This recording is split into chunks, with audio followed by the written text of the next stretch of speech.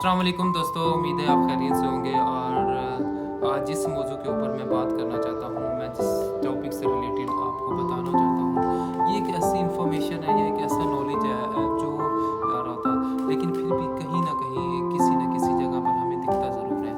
तो यह फील होता है। टॉपिक है ये, इस टॉपिक का मैं आपको थोड़ा सा इंट्रोडक्शन दे देता हूँ कि वो लोग जो लोगों की बातें सुनकर, या वो लोग जो एक रवायती चीज़ें देकर, रवायती बातें सुनकर काम शुरू नहीं करते या काम नहीं कर पाते या फेलियर का शिकार होते हैं। हज़ारों लोग हैं जो इस तरह से फेलियर का शिकार हुए हैं कि ये काम लिखा हुआ है, ये काम लोगों बुज़ुर्गों की कहावतें हैं कि ये काम नहीं हो सकता। भाई क्यों नहीं हो सकता? इसके पीछे की वजह क्या है?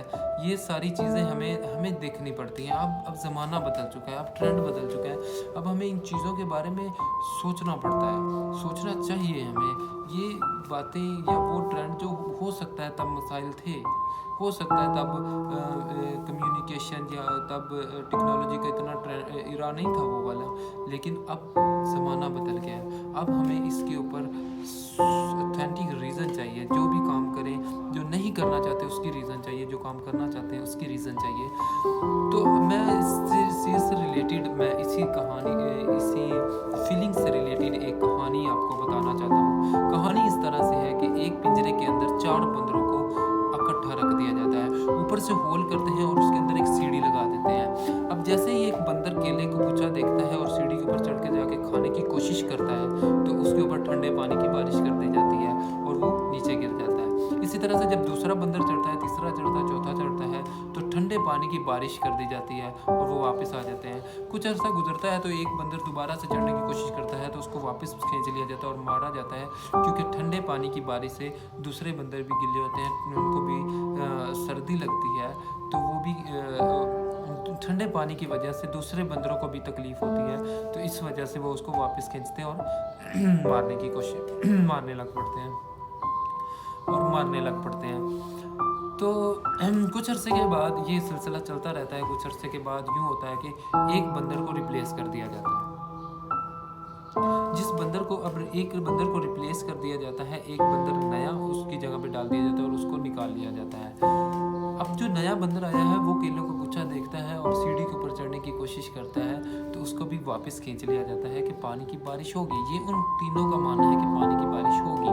हालांकि इंतजामिया ने पानी की बारिश, या जो एक्सपेरिमेंट कर रहे थे उन्होंने पानी की बारिश करना बंद कर दिया हुआ है। तो वो चढ़ने की कोशिश करता है तो उसको वापस खींचते हैं, मारते हैं। अब उसे नहीं समझ आता कि ये मुझे किस वजह से मार रहे हैं, ये केले लगे हुए हैं तो क्यों नहीं ये खा रहे। ठीक है, तो कुछ अरसे के बाद एक दूसरे बंदर को रिप्लेस किया जाता है, फिर तीसरे को रिप्लेस किया जाता है। तो अब जिनको वजह पता है कि ये किस वजह से हम केले नहीं खा सकते, वो बंदर निकलते जा रहे हैं, नए आते जा रहे हैं। उनको वजह नहीं पता है कि हम इस सक्सेस तक या इस सीढ़ी के ऊपर क्यों नहीं चढ़ सकते। इसी तरह से सारे बंदरों को निकाल लिया जाता है और नए बंदरों को शिफ्ट कर दिया जाता है।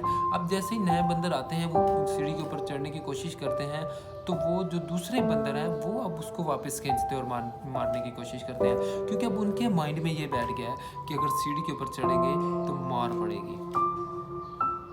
तो इसी वजह से वो अपनी सक्सेस को या अपने वो उस फ्रूट को वो सक्सेस नहीं कर पाते या गेट नहीं कर पाते। तो इसी तरह से है ये हमारा माशरा, कुछ ऐसे लोगों को पैदा करता है, कुछ ऐसे लोगों की फेलियर का सबब बनता है, कुछ ऐसे लोगों को ऊपर नहीं जाने देता जो शायद ऊपर जाना चाहते हैं, लेकिन उनको वजह नहीं पता है। और जो बताने वाले हैं आज उनको भी वजह नहीं पता है, लेकिन फिर भी पीछे खींचते हैं। क्यों खींचते हैं? एक रवायत चली आ रही है कि सीढ़ी के ऊपर चढ़ेंगे तो बारिश होगी और बारिश से और ठंडे पानी की बारिश होगी तो तकलीफ होगी। तो इस वजह से लोग दूसरों को कामयाब नहीं होने देते, सक्सेस नहीं होने देते। इसकी कोई रीज़न नहीं है, उनके पास भी रीज़न नहीं है। तो अब मैंने पहले भी बताया, अब दौर बदल चुका है। अब हर चीज़ की रीज़न मांगी जाती है। हर चीज़ के पीछे एक वजह होती है। काम करने की वजह होती है, काम ना करने की वजह होती है। तो वो रीज़न तलाश करनी है। अब वो रीज़न तलाश करने के बाद काम करना है।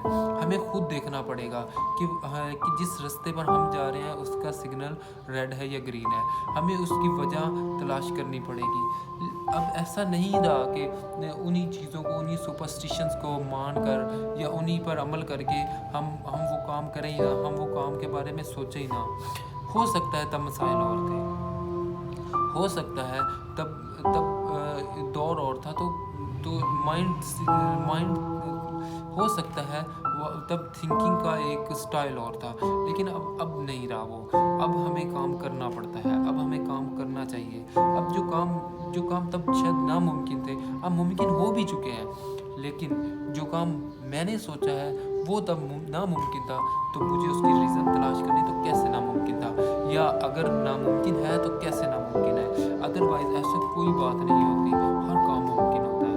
हर ऑथेंटिक काम जो इंसान को करना चाहिए, जिस सक्सेस के पीछे जो अपना एक ट्रैक बनाना चाहिए, एक सफ़र ज़िंदगी का में पैदा करना चाहिए, उसके पीछे वो कभी नाकाम नहीं होता। सफ़र ही ज़िंदगी होती है। और फाइनेंशियल पॉइंट क्या है जहाँ से हमें वापस खींच लिया जाता है, हमें उस पॉइंट से कैसे निकलना है, या उस पॉइंट से इस सीढ़ी के ऊपर कैसे चलने की कोशिश करनी है। जो वापस हमें खींच रहे हैं उनके साथ लड़ना कैसे है, ये आपको डिसाइड करना है।